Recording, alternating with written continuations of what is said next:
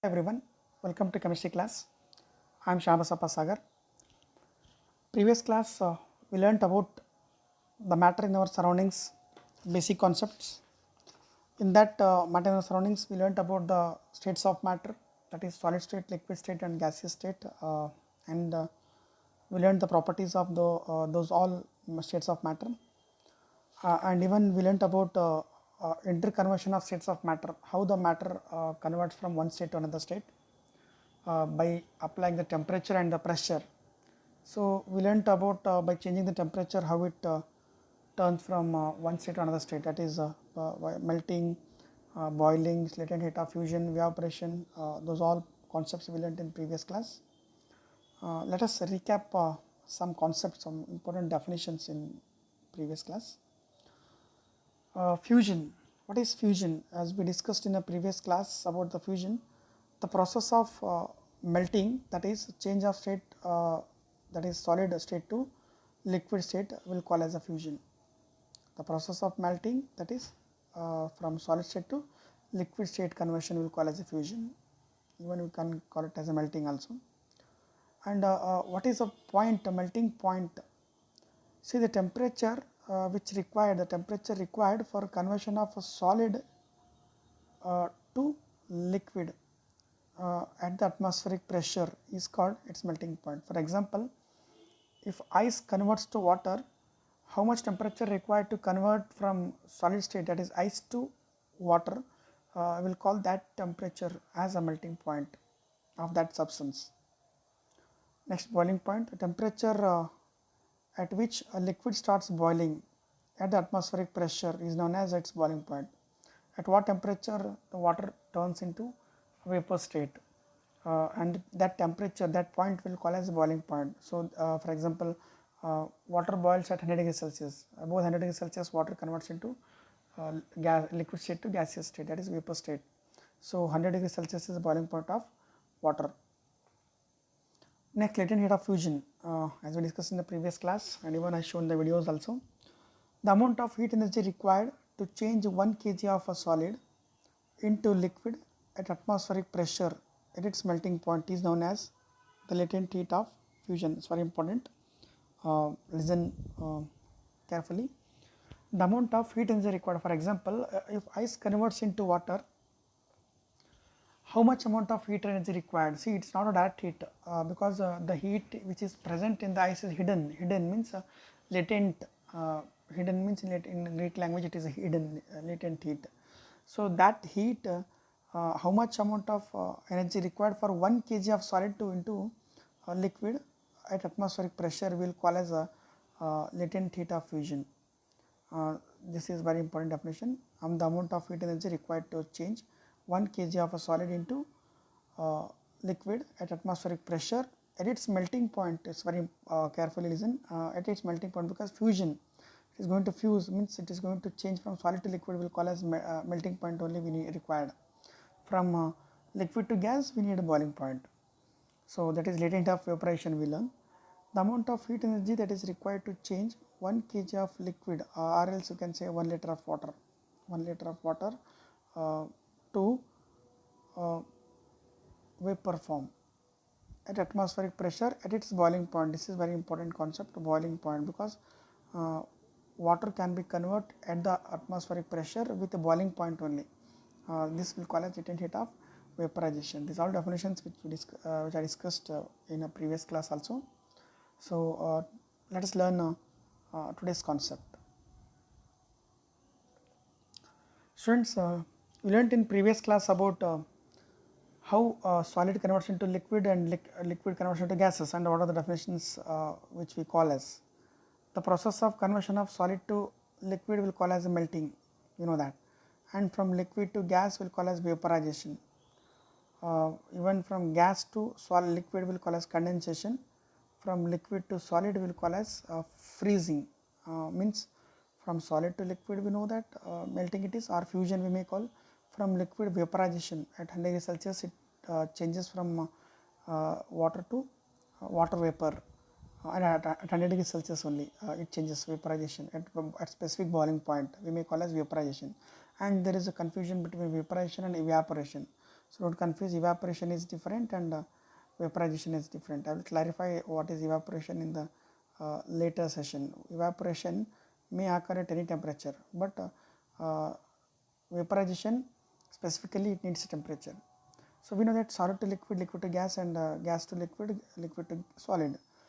But some substances are there, some states of substances where they convert from solid to gas without changing into liquid state. So that will call as sublimation. And even from gas to solid without changing into liquid state. So that will call as reverse sublimation, or else even we can call as deposition also, deposition or condensation, whatever we may call. So it is reverse sublimation because it is going to convert from gas to solid again. So we will discuss those sublimation and deposition or condensation. So what is sublimation? Sublimation is nothing but a change of state directly from solid to gas without changing into liquid state is called sublimation. Example, camphor, naphthalene balls, which we call as dambar tablets, even which we preserve in a, we are keeping in almaras to prevent from rodents and all. Anthracene, iodine, these are all the substances where it converts from solid to gas directly. So camphor, if you take in a spoon or in temples, you saw that which directly convert from solid to, when it burns, it converts from directly gas. It's not going to convert into liquid state because it is going to sublime, means this process will call as sublimation. And even naphthalene also, naphthalene balls, even toilets and all the tablets that which we keep in toilets, it is converting from solid to gaseous state. Next, condensation. What is condensation? Or even we can say it as a deposition also. Condensation is nothing but condensation and deposition both are same. The direct change of gas to solid state without changing into liquid state. Sublimation is from solid to gas without changing into liquid. Condensation or deposition is gas to solid without changing into liquid. Even we can call it as a reverse sublimation also, because here the substances again converting from gaseous to solid state without going to liquid state. So examples, ammonium chloride, camphor, etc. Even ammonium chloride we can learn in sublimation also. So next experiment we learn what sublimation actually occurs, how sublimation actually occurs. Can we do in a lab or what? We will see the concept of that. An activity to show the sublimation and solidification of ammonium chloride or camphor. Solidification nothing but we'll call as condensation, as I told, deposition, many names are there. So it converts from gaseous to solid state without going to liquid state. Okay, the procedure for activity to show the sublimation. This is already given in textbook, see carefully. Take some, first one, take some camphor or ammonium chloride in a beaker, crush it and put it in a china dish. Take, sorry, not in beaker, take some camphor or ammonium chloride formula is NH4Cl. We'll discuss about the formulas in next chapters. This ammonium chloride, or you may take as a camphor in a china dish. Here china dish, this is china dish. So here we will add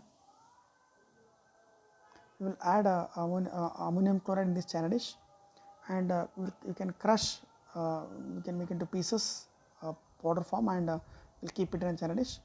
Put an inverted funnel over the china dish. This is a funnel. Inverted funnel we should keep on the china dish, above the china dish. Put a cotton plug on the stem of the funnel. This is the stem of the funnel. At the end of the funnel we should keep a cotton plug. Why? Because gases should not evaporate from this. Now heat slowly and observe. Now start the heating the mixture. What happens? Ammonium chloride vapors are seeing when the process starts boiling. Ammonium chloride it converts into vapor form, and these vapors which will not allow into vapor form because already we kept cotton there. So these vapors are converted into solid. Vapors will attach to the funnel here. Ammonium chloride, solidified ammonium chloride will be attached to the here. In this later on we can scrap, we'll scrap and we'll get it the solid again. So what do you infer from the above activity? Here we'll come to know about the sublimation. the substance which converts from solid to liquid, solid to gas without changing into liquid state will call as sublimation. So let us see the activity to learn about the sublimation clearly.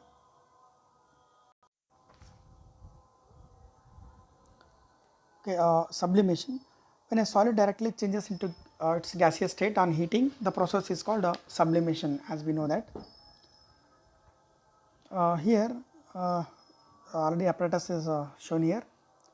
China dish is kept and inverted funnel kept here and started boiling. And after boiling, the camphor or ammonium chloride which is taken in a China dish, it converts to vapor. So, you are seeing the cotton plug which is kept at the stem of the funnel, and see the vapors are coming out from this, and all are converted to solid and attaches to the conical flask. So, what you infer from this? Here the solid ammonium chloride converts to gases from, but the gas will not evaporate by that cotton plug. So, it again solidifies, means solid converts to gas, and again from gaseous to, after cooling it converts into solid state. So, sublimation, reverse sublimation we can see in both the process in this video. Next concept. Okay, we learnt about the sublimation, and conclusion of sublimation is the process which converts from solid state to liquid state with gaseous state without changing into liquid state, we call as sublimation. In previous class we learnt about the effect of change of temperature. By the temperature how the state of matter can be converted from one state to another state. Now by the effect of pressure what happens? See, by the pressure, effect of change of pressure, how the state of matter can be converted from one state to another state. We already learned that the difference in the various states of matter is due to the differences in the distance between the constituent particles. Keep in mind a very important point here. Whatever the state may be, it may be solid state, liquid state or gaseous state. If the change of state occurs from one state to another state, there should be a differences in the in between the particles, constituent particles. So, solid state the constituent particles are intermolecular force of attraction is strongest, liquid weaker, and gases intermolecular force of attraction is very weak. The interparticle distances are the largest in what you call gaseous state, and interparticle force of attraction are the weakest in the gases. Interparticle distances why large? Because gaseous the particles are at many places, means free. Interparticle distances are very least in solid, intermediate in liquid, and in gases largest. Maximum interparticle distances we are going to find. And interparticle force of attraction is maximum in solid, liquid it is intermediate compared to the solid, and very weak in gases, because there is no force of attraction in the gases. As I told you, if you take a balloon and if you hit with the balloon, will not admit to hospital, because interparticle force of attraction in gaseous particles are very less. Thus, to convert a gas into liquid or convert a liquid to solid, the interparticle distances must be decreased and the interparticle force of attraction must be made stronger. This can be done by the following ways. See, if the interparticle distances which are present in the solid state or liquid state or gaseous state, whatever, these interparticle distances we should reduce. If the interparticle distances if decreased and if reduced, then the force of attraction must be stronger. Means, how can we say that? For example, if you take a piston or an injection or some test tube, whatever, if you add some sugar or salt crystals here, if interparticle distances are maximum, then it will be filled, and if you fill more on sugar crystal particles, maximum it will fill how much it required. And if you one more and if you add crystals, the test tube gets blast, or else it will break, because by decreasing the interparticle forces of attraction, or by adding the particles with the pressure, it will get stronger. So this can be done by the pressure only. By the pressure, as you know that in while filling the floor, your mother filling the flour or sugar whatever in the boxes, by shaking she will fill completely, because force it will goes. But if you add some more in that, it won't fill in that much, up to that much level. Or if you blown the balloon up to the maximum extent, we can blow it. If it exceeds, it will blast. The balloon will blast. Why? Because at the maximum pressure it has reached, and after, if you even though if you continue the pressure, then it reaches the maximum pressure, and it started to uh, leave that place, and it starts the blasting. Okay, next we'll see here, the interparticle distances can be reduced and it can be made stronger by two following ways, that is by applying the pressure and by lowering the temperature. You can convert any liquid or liquid to gas, or from gas to liquid. See, our intention is to convert conversion of gas into liquid. See, if a matter can be converted to gas into liquid, we need two methods, that is by applying pressure and by lowering temperature, or else we can use this both, by applying pressure and by lowering temperature both. Let us see how it is. By applying pressure, how by applying pressure we can reduce the interparticle distances. Take a certain volume of a gas in a cylinder provided with a piston, that I will show you in the next video. Here we are taking a cylinder which we are providing with a piston, and now compress the gas by pushing the piston. So this piston which will taken, which we fill the container, which will fill the gas, will compress, and the gas will be filled in that. And if enough pressure is applied to the piston, the gas compresses to a small volume. For example, if you take an injection, and if you remove the needle from that, and if you applying the injection from the upwards, and if you kept a finger on your tip of injection, you can compress at maximum extent. If it is gas, means the piston, the above which you are pushing, it is a piston, you can push to the maximum extent. If enough pressure is applied to the piston, the gas compresses to a small volume. So like that, the gas will be compressed to a small volume. Consequently, interparticle distances decreases. See, if you go on decreasing the piston, means if you pushing that piston, the interparticle distances starts reducing, and later on the gas particles come so close that they start attracting one another strongly to form a liquid state. So by like this, we can convert from gas to liquid. How I will show you in a video. In other words, we can say that the gas gets liquefied by application of a pressure. We can convert, for example, the patients which we use in hospitals, they will not get direct oxygen. We should provide them liquefied oxygen, means liquid oxygen will provide them. So how can be converted? By liquefaction of gas. Liquefaction means gas can be converted into liquid. Or even we are using LPG gas, which is in the liquid form only. Gaseous form to liquid form you are using, because it is better to use if you liquefy the gas from one state to another state, means that is gaseous state to liquid state. And by lowering temperature also, if we cool the gas, the kinetic energy decreases and the particles slow down. Not only applying the pressure, apart from applying the pressure, if you make them to cool, the kinetic energy of the gaseous particles is more, right, as I told you. The kinetic energy of the particle decreases if you cool that, and the particles slow down. Interparticle distances decreases and interparticle force of attraction increases, which pulls the gas particles close to form a liquid. By this also, even not only by applying pressure and by lowering temperature also, we can convert gas to liquid form. How we can convert from gas to liquid? Let us watch the video.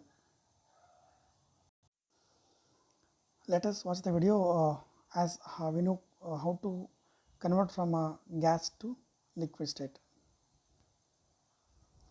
See here, as you see, by applying the pressure, effect of change of pressure on the states of matter, this is gaseous particles, as you see.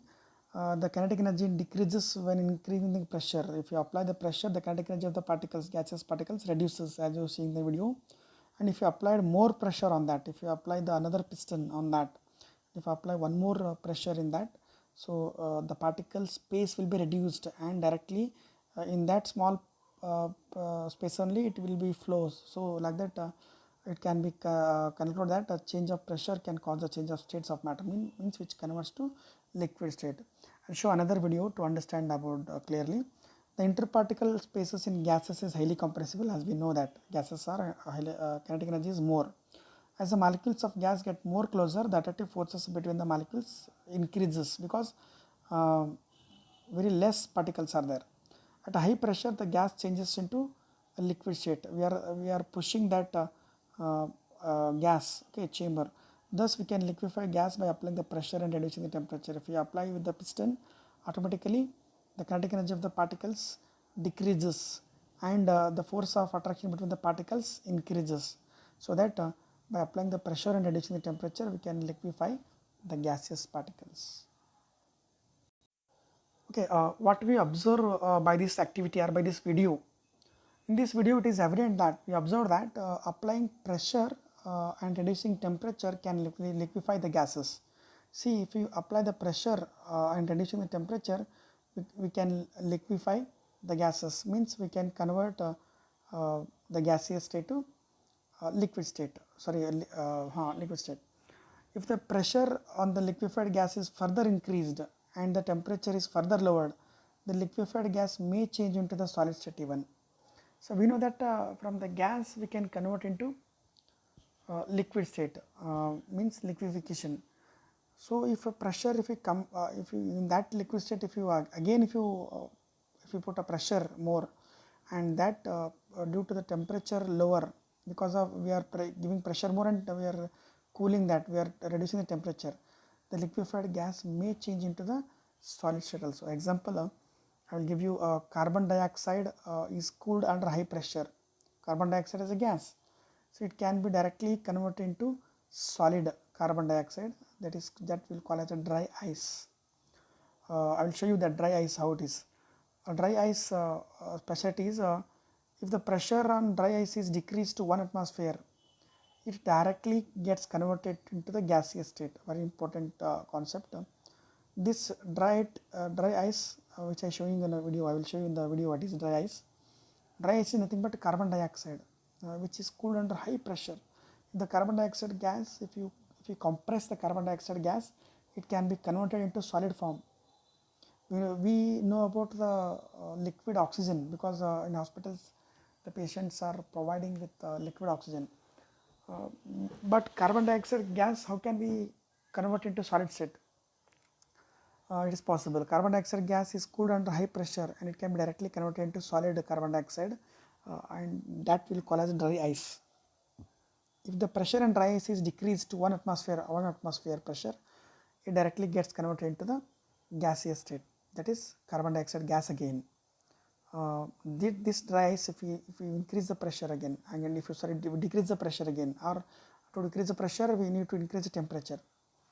To increase the pressure we need to decrease temperature. Both are what you call vice versa, or interrelated, both are inverted, we can say. See here, atmosphere directly get converted into gaseous state, that is carbon dioxide gas, without passing through the intervening liquid state. It also converted. It is also we can call it sublimation only. Dry ice can be converted into gaseous state. So dry ice doesn't wet the surface on which it is kept, because it is because of the reason that solid carbon dioxide is called dry ice. Because of this reason, we can call solid carbon dioxide is called dry ice.